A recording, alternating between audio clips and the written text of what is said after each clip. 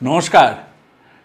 ট্রেনে সাধারণ শ্রেণীতে ভ্রমণের আরও সহজ করতে ইউটিএস মোবাইল অ্যাপে একটি গুরুত্বপূর্ণ পরিবর্তন করা হয়েছে। এই পরিবর্তনের ফলে এখন যাত্রীরা যে কোনো স্থান থেকে গন্তব্যের টিকিট পেতে পারেন।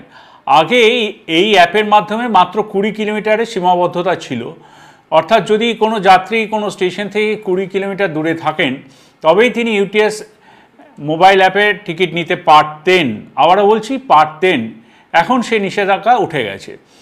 এখন যাত্রীরা যে কোনো স্থান থেকে, আবারও বলছি, যে কোনো স্থান থেকে টিকিট নিতে পারবেন, ইউটিএস টিকিট নিতে পারবেন।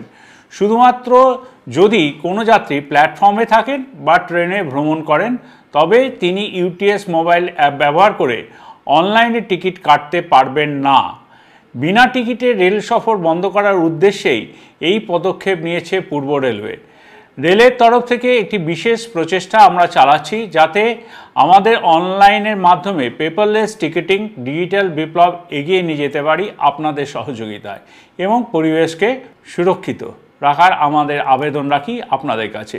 তাই আপনারা ইউটিএস অন মোবাইলের মাধ্যমে টিকিট কাটুন, অযথা লাইনে দাঁড়াবেন না, বাড়িতে বসে টিকিট কাটুন, কোনো চিন্তা নেই। ধন্যবাদ।